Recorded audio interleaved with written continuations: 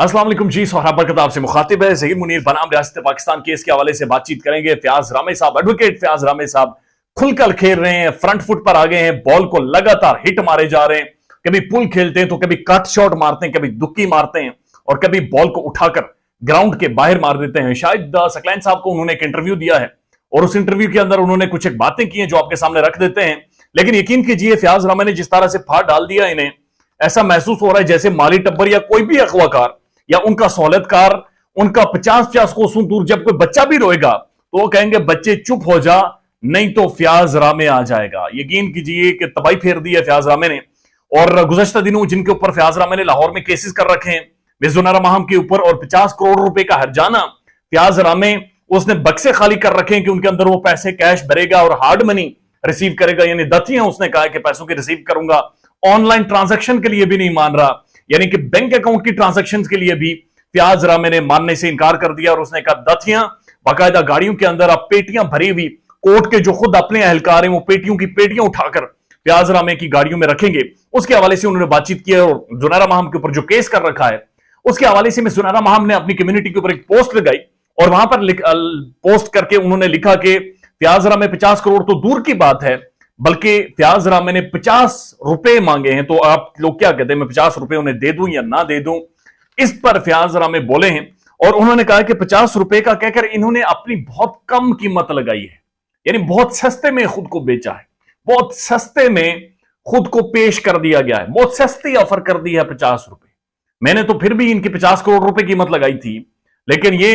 बिल्कुल 50 रुपए पर आ गए हैं और उन्होंने कहा कि इनसे जितने भी पैसे लूंगा, चाहे वो 50 करोड़ रुपए होंगे या जो भी अमाउंट होगी, वो मैं आगे ट्रस्ट में डोनेट करूंगा। लेकिन ये मेरा आपके साथ वादा है कि इन्हें हर सूरत, खास तौर पर लाहौर के अंदर जो इनका सोशल मीडिया विंग है, उन्हें हर सूरत में पनिश करूंगा। और 7 जनवरी को इस केस में आप एक बहुत अहम डेवलपमेंट देखेंगे जहां पर जुनैरा माहम पहली दफा कचहरी में कोर्ट में जाकर पेश होंगी और सामने दूसरी तरफ फयाज रामे होगा और उसके बाद लाहौर से यह केस रिपोर्ट हो रहा होगा। तो जितनी इंपॉर्टेंस कराची इख्तियार कर गया है इस केस में, उतनी ही इंपॉर्टेंस अब ये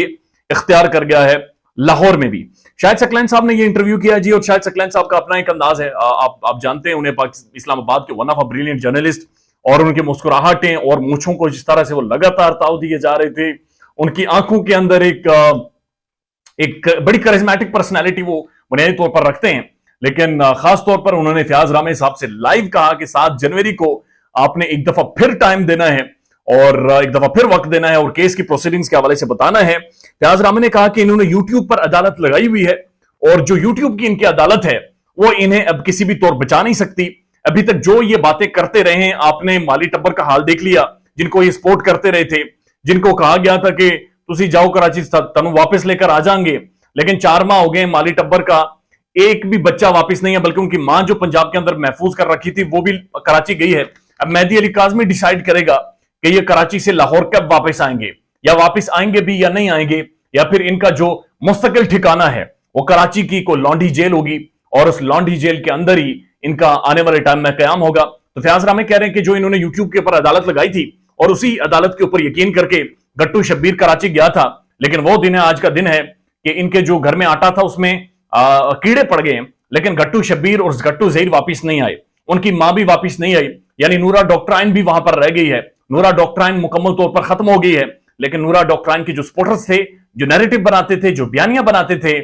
वो इस दफा शिकंजे में आ गए हैं। और शिकंजे में भी एक लीगल माइंड के शिकंजे में, जो कानून समझता है, जो कानून पढ़ता है, जो पाकिस्तान का लॉ अबाइडिंग सिटीजन है, जो पाकिस्तान का शहरी है, जो पाकिस्तान का एक मिडिल क्लास या लॉयर है, जिसने तालीम पढ़ी है, जिसने सीखा है और उसकी तस्दीक की गई है, और उसने पहली दफा एक दफा खड़े होने का मुतालबा किया है कि मैं अपनी तस्दीक बर्दाश्त नहीं करूंगा। ये फयाज रामे की तस्दीक नहीं थी, ये मेरी तस्दीक नहीं थी, ये बुशरा शकील की तस्दीक नहीं थी, ये शायद सकलैन का मजाक उड़ाना नहीं था, ये मारिया अली के करैक्टर के ऊपर या तनकीद करना या बातचीत करना नहीं था, बल्कि हम सब के ऊपर तनकीद करने का मकसद यह था कि पाकिस्तान के उन तमाम तर लोअर मिडिल क्लास लोगों का मजाक उड़ा रहे थे जो किसी न किसी तौर के ऊपर ये समझते हैं कि उनके साथ इस मुल्क में ज्यादतियां होती हैं और वो उसके लिए आवाज उठाते हैं। फयाज रामे इसकी एक मिसाल है। ख्याल रखिएगा अपना। अल्लाह हाफ़िज़।